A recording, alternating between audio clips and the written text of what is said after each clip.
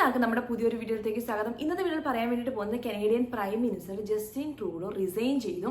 അപ്പോൾ അതുമായിട്ട് ബന്ധപ്പെട്ടുള്ള കുറച്ച് കാര്യങ്ങളാണ് പറയാൻ വേണ്ടിയിട്ട് പോകുന്നത്. ഇമിഗ്രേഷൻ പോളിസീസ് എന്തൊക്കെ ചേഞ്ചസ് ആണ് വന്നിരിക്കുന്നത്, ഇമിഗ്രേഷൻ സിസ്റ്റത്തിലുള്ള മാറ്റങ്ങളും അതിനെക്കുറിച്ചിട്ടാണ് പറയാൻ വേണ്ടിയിട്ട് പോകുന്നത്. 9 വർഷത്തിന്റെ സർവീസിന് ശേഷമാണ് ജസ്റ്റിൻ ട്രൂഡോ റിസൈൻ ചെയ്തിരിക്കുന്നത്.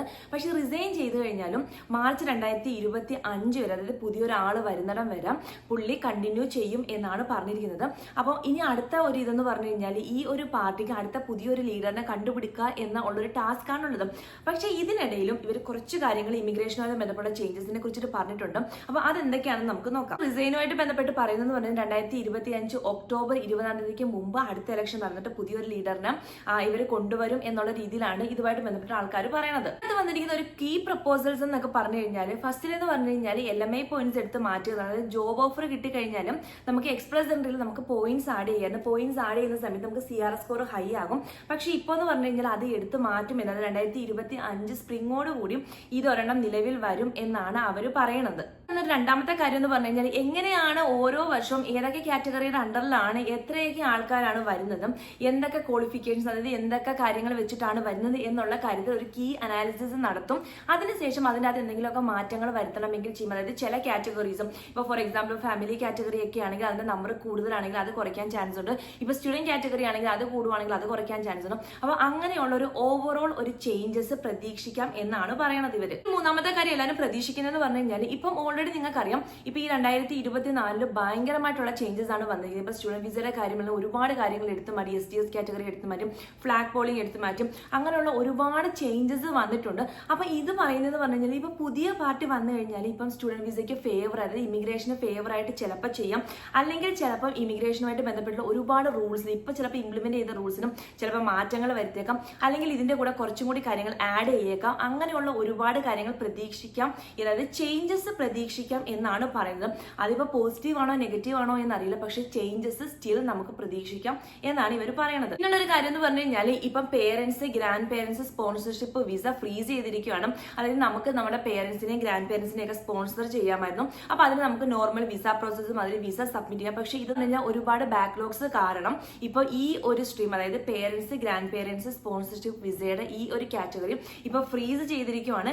ഇപ്പം പ്രോസസ്സ് ഒന്നും നടക്കുന്നില്ല എന്നാണ് ഇവർ പറഞ്ഞിരിക്കുന്നത്. 2024 എന്ന് പറഞ്ഞു കഴിഞ്ഞാൽ ഒരുപാട് ചേഞ്ചസ് സംഭവിച്ച ഒരു വർഷമാണ്. അപ്പൊ അതിനകത്ത് അവർ മെൻഷൻ ചെയ്തൊരു കാര്യം എന്ന് പറഞ്ഞു കഴിഞ്ഞാൽ TR to PR പാത്ത്, അതായത് ടെമ്പററി റെസിഡൻസി, ഇവിടെ ഉള്ള ആൾക്കാർക്ക് കുറച്ചും കൂടി PR കൊടുക്കണം കുറച്ചും കൂടി പാത്വേസ് കൊടുക്കണം ഒരു രീതിയിലുള്ള കുറച്ച് ന്യൂസസ് ഒക്കെ വന്നിട്ടുണ്ടായിരുന്നു. അപ്പൊ ഇവർ അതിൻ്റെ അകത്ത് പറയുന്നത് പറഞ്ഞു കഴിഞ്ഞാൽ ചിലപ്പം TR to PR കുറച്ചും കൂടി സപ്പോർട്ട് ആയിരിക്കാം ഇനി വരുന്ന ആൾക്കാരെന്ന് പറഞ്ഞു. അല്ലെങ്കിൽ ഇവർ ചെയ്യുന്നത് പറഞ്ഞു കഴിഞ്ഞാൽ ഇവിടെയുള്ള ആൾക്കാരും ഈ വിസ വാലിഡിറ്റി കഴിഞ്ഞ് കഴിഞ്ഞാൽ അവർ പോയി കഴിഞ്ഞാൽ ചിലപ്പോൾ ഇനി പുതുതായിട്ട് എടുക്കുന്ന ആൾക്കാരെ കുറച്ചും കൂടി പാത്വേസ് ഇൻക്രീസ് ചെയ്തിരിക്കാം എന്നാണ് ഇവർ പറയുന്നത്. ഒന്നും കൺഫർമേഷൻ അല്ല, പക്ഷെ എല്ലാം ഒരു പ്രഡിക്ഷൻസ് മാത്രമാണ്. 2015 എന്ന് പറഞ്ഞു കഴിഞ്ഞാൽ ഇമിഗ്രേഷൻ ഭയങ്കരമായിട്ട് ബൂമിംഗ് ആയിരുന്നു. അതായത് ഒരുപാട് ആൾക്കാർ ഇങ്ങോട്ടേക്ക് വന്നത് ഇപ്പൊ സ്റ്റുഡന്റ് വിസയുടെ സ്ട്രീമിലാണെങ്കിലും ബാക്കിയുള്ള വർക്ക് വിസയുടെ കാര്യമാണെങ്കിലും ഡയറക്റ്റ് PR ഉണ്ട്, ഒരുപാട് ആൾക്കാർ വന്നിട്ടുണ്ട്. പക്ഷേ ഈ 2024 ആയപ്പോഴത്തേനും ഒരുപാട് കാര്യങ്ങൾ കാരണം, അതായത് ഹൗസിംഗ് ക്രൈസിസ് കാരണം, മെഡിക്കൽ കണ്ടീഷൻസ് കാരണം, അങ്ങനെയുള്ള ഇവിടെ ജോബ് കിട്ടാത്തത് കാരണം, ഇവിടെ ആൾക്കാർ സ്ട്രഗിൾ ചെയ്യുന്നത് കാരണം ഇമിഗ്രേഷൻസ് കുറച്ചിട്ട് ഇയർ 2024 ഇമിഗ്രേഷൻ ഭയങ്കരമായിട്ട് കുറച്ചു. അതിപ്പോ സ്റ്റുഡന്റ് വിസയുടെ കാര്യമാണെങ്കിലും വർക്ക് വിസ ആണെങ്കിലും PR ആണെങ്കിലും എല്ലായിടത്തും ഭയങ്കരമായിട്ട് റെസ്ട്രിക്ഷൻസ് വന്നു. അത് മാത്രമല്ല ഇവർ 2025, 26, 27 പ്ലാൻസും ഓൾറെഡി പറഞ്ഞിട്ടുണ്ട്. പ്ലാൻ എന്ന് പറഞ്ഞു കഴിഞ്ഞാൽ 2024 ഇവർ 5 ലക്ഷം ആൾക്കാരെ എടുക്കണമെങ്കിൽ 2025 ആകുമ്പോഴത്തേക്കും 3.9 ലാക്സിലേക്ക് അത് കുറയ്ക്കാം. പിന്നെ 2026 ആകുമ്പോഴത്തേക്കും 3.8 ലാക്സ്, പിന്നെ 2027 ആകുമ്പോൾ 3.6 ലാക്സ്. ഇങ്ങനെയാണ് ഇവർ ഇപ്പോൾ ഒരു ഇമിഗ്രേഷൻ പ്ലാൻ സെറ്റ് ചെയ്ത് വെച്ചിരിക്കുന്നത്.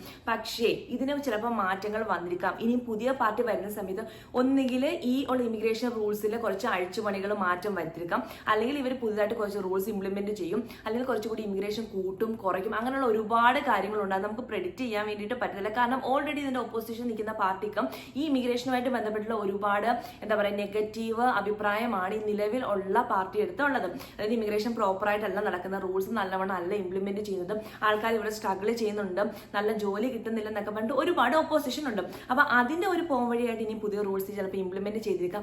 അങ്ങനെയുള്ള കുറെ കാര്യങ്ങൾ നമുക്ക് പ്രതീക്ഷിക്കാം. അപ്പൊ ഞാൻ നിങ്ങൾക്ക് ഇതൊരു ഓവർവ്യൂ ആയിട്ട് തന്നത് മാത്രമേ ഉള്ളൂ. നിങ്ങളുടെ അഭിപ്രായം എന്താണെങ്കിലും താഴെ കമന്റ് ആയിട്ട് മെൻഷൻ ചെയ്യാം. നിങ്ങൾക്ക് എന്തെങ്കിലും കാര്യങ്ങൾ അറിയണം, പറയണം, കേൾക്കണം അങ്ങനെ ഉണ്ടെങ്കിൽ അത് മെൻഷൻ ചെയ്യാം. ഇനി നമുക്ക് പുതിയൊരു വീഡിയോയിൽ പുതിയൊരു ടോപ്പിക്കിൽ കാണാം. അതുവരെ ബൈ.